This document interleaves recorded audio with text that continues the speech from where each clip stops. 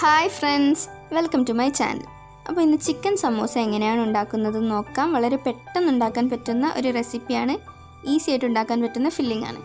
ഇതിന് വേണ്ടിയിട്ട് 250 ഗ്രാം ചിക്കനിലേക്ക് 1/2 കപ്പ് വെള്ളം, 1/4 ടീസ്പൂൺ മഞ്ഞൾപ്പൊടി, 1/2 ടീസ്പൂൺ കുരുമുളക് പൊടി, ആവശ്യത്തിന് ഉപ്പ് എന്നിവ ചേർത്ത് ഒന്ന് മിക്സ് ചെയ്ത് കൊടുക്കാം. അതിനുശേഷം ഇതിലേക്ക് 1 ടേബിൾ സ്പൂൺ വെളിച്ചെണ്ണ ഒഴിച്ചു കൊടുക്കാം. ഇനി ഇത് നമുക്ക് മൂടി വെച്ച് കുക്ക് ചെയ്യാം. ഇതിലെ വെള്ളമൊക്കെ വറ്റി വരണം. ഇപ്പോൾ ഇത് റെഡി ആയിട്ടുണ്ട്. ഇനി ഇത് നമുക്ക് മാറ്റി വെക്കാം. ഇതേ സെയിം പാനിലേക്ക് തന്നെ 6 സവാള നീളത്തിൽ അരിഞ്ഞത്, കുറച്ച് കറിവേപ്പില ചെറുതായി അരിഞ്ഞത്, 6 പച്ചമുളക് ചെറുതായി അരിഞ്ഞത്, പച്ചമുളകിൻ്റെ അളവ് കൂട്ടുകയും കുറയ്ക്കുകയും ചെയ്യാം, കുറച്ച് മല്ലിയില ചെറുതായി അരിഞ്ഞത്, പുതിനയില ചെറുതായി അരിഞ്ഞത് എന്നിവയും, ഇഞ്ചി വെളുത്തുള്ളി ചെറുതായി അരിഞ്ഞത് 1 ടേബിൾ സ്പൂൺ, ആവശ്യത്തിന് ഉപ്പ്, 3 ടേബിൾ സ്പൂൺ വെളിച്ചെണ്ണ എന്നിവ ചേർത്ത് ഇത് നന്നായി വഴറ്റിയെടുക്കാം. എല്ലാം ഒരുമിച്ചിട്ട് വഴറ്റിയാൽ മതി. അത് വളരെ സിമ്പിളാണ്. ഇപ്പോൾ ഇത് നന്നായി വാടി വന്നിട്ടുണ്ട്.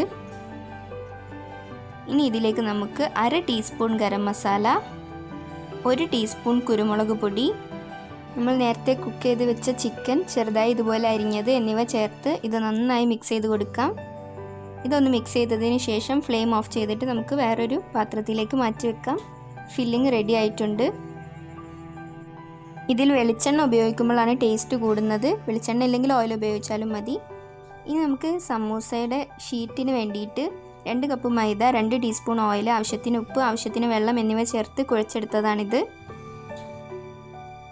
അപ്പോൾ ഇതിൽ നിന്നും ചെറിയ ചെറിയ ബോൾസ് എടുത്ത് നമുക്ക് ചപ്പാത്തിക്ക് പരത്തുന്നത് പോലെ പരത്താം. എന്നിട്ട് ഇതുപോലെ 4 ആയിട്ട് മുറിച്ച് കൊടുക്കാം.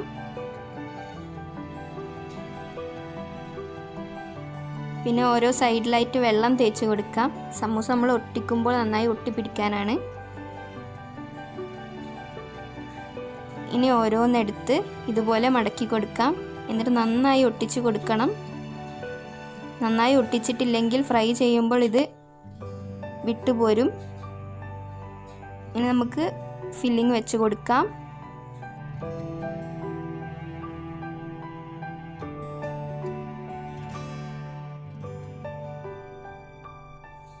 ഇനി മുകളിലും ഇതുപോലെ വെള്ളം തേച്ചതിന് ശേഷം ഇതുപോലെ ഒട്ടിച്ച് കൊടുക്കാം. അപ്പോൾ നമ്മുടെ സമൂസ റെഡി ആയിട്ടുണ്ട്. ഇതുപോലെ ബാക്കിയുള്ളതും ചെയ്തെടുക്കാം.